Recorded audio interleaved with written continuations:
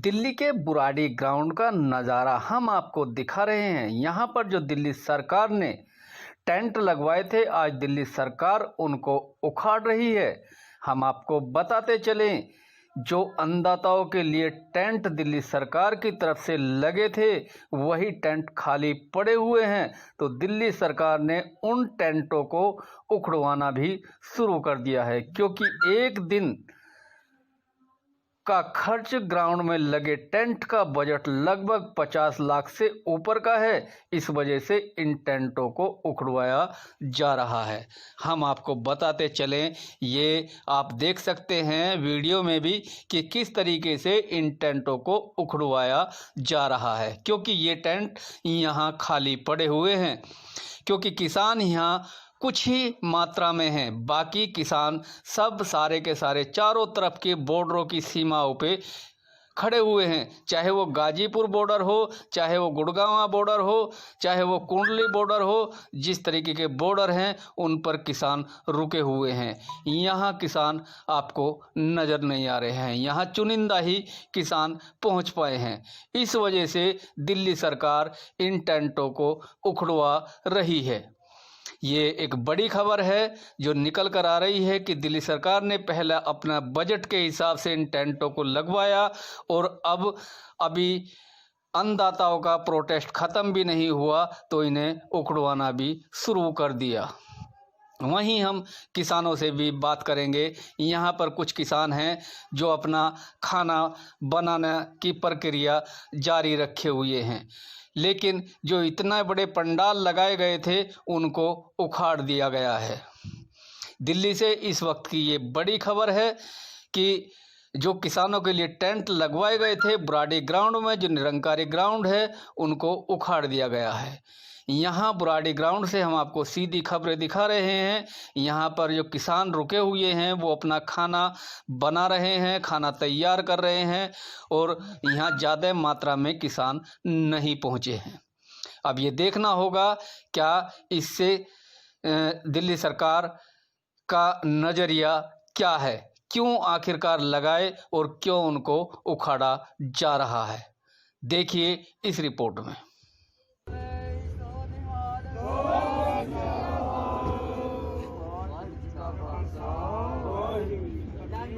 जी थोड़ा लैन तो हो चाह ते समोसा थोड़ा आराम है, कोई गल नहीं, फटाफट दे जाओ चाह पा चाह पाई जा तू जो प्लान कराई जो गिलास लो फटाफट चाह पाई जो आज सीट चले।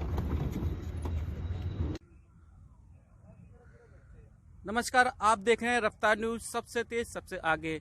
आज आंदोलन का 20वां दिन है और प्रधान जो यूनियन के प्रधान हैं वो हमारे साथ बैठे हुए, हम उनसे बातचीत करेंगे।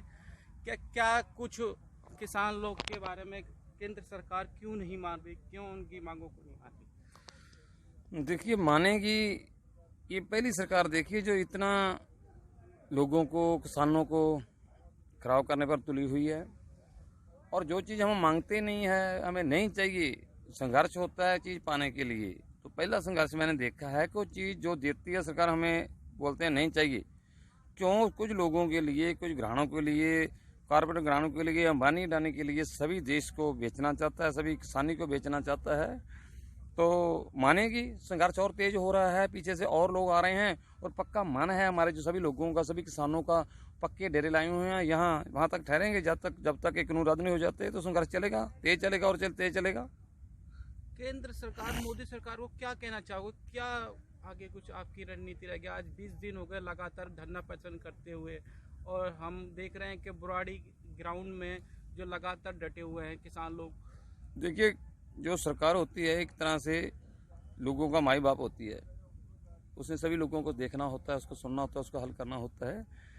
तो सरकार को चाहिए, जो लोग हैं ये परिवार की तरह हैं, इसके जो परिवार चाहता है, जिससे सबसे तो मन में जो है उसमें जो चाहता है उसका देना चाहिए। कानून नहीं चाहिए तो नहीं करना चाहिए। तो ये एक जरूर कहूँ मोदी सरकार को, ये संघर्ष इतना बढ़ गया है, इतना बड़ा हो गया है, ये पंजाब हरियाणा का संघर्च नहीं है, सभी देश का छोड़कर वर्ल्ड में चला गया है, बहुत बदनामी हो रहा है। तो ये हो रही है सरकार को। बहुत लोग माड़ी माड़ी बातें सरकार को कर रहे हैं, तो अपनी एक ईगो के लिए एक मुझ का सवाल समझ बैठे जो हमने ये लागू किया, जब क्या होगा जब ये रद्द करेंगे, तो अपने परिवार के लिए, अपने लोगों के लिए सभी करना सरकार का फर्ज होता है, तो उसको रद्द कर देना चाहिए। अदरवाइज जो जरा संघर्ष है, ऐसा संघर्ष बन गया है। तो मेरी ज़िंदगी में 30 साल हो गए मैं जथेबंदी में काम करता हूँ, पहला संघर्ष ऐसा आया है जो सभी लोग हमारे साथ आए, इतना प्यार लोगों का और इतने लोग हमारे साथ आए हैं, सवा वर्ड हमारे साथ हो गया, तो इसको ये भुगतनी पड़ेगी, आने वाले समय में भुगतनी पड़ेगी, तो इसको जल्दी ये कर देना चाहिए, रद्द कर देना चाहिए। केंद्र सरकार जो कानून लेके 3 कृषि कानून को लेके अड़ी हुई है, लेकिन किसान भाई हमारे इतनी ठंड में भी, चाहे वो टिकरी बॉर्डर हो चाहे वो सिंगू बॉर्डर हो, हमारे किसान भाई डटे हुए हैं। क्या लगता है कि कब तक चलेगा ये आंदोलन? देखिए, जब कोई संघर्ष होता है तो उसमें तकलीफ तो होती है। जब घर में बाहर निकलता है कोई भी आदमी और बाहर जाकर डेरा लगाता है तो उसमें बहुत सी तकलीफें आती हैं, पर कुछ पाने के लिए जब आगे कुआं खुद रिश्ता हो भी हम गिर जाएंगे, मर जाएंगे, आगे हमारा जो पेच है खराब होएगा, तो हमारे बच्चों का पेच खराब होगा, तो सभी उसके लिए तो कठिनाई तो झेलनी पड़ती है।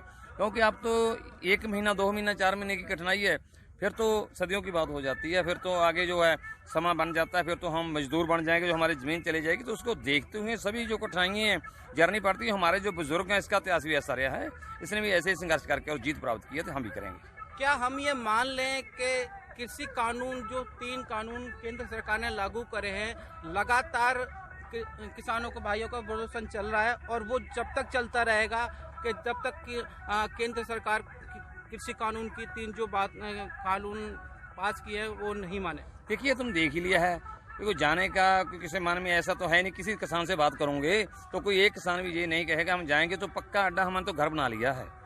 ये सोच कर आए हैं कि ये 20 दिन की बात नहीं है, पीछे से भी 2, 2.5, 3 महीने से पंजाब में जो संघर्ष चल रहा था और 3, 2.5, 3 महीने से पहले भी संघर्ष चल रहा है। अभी तो ऐसा ही सोच कर आए, क्योंकि ऐसा संघर्ष जो बनना है जिंदगी में बड़ा मुश्किल होता है, जो ऐसा संघर्ष बना है तो हम छोड़ेंगे नहीं है।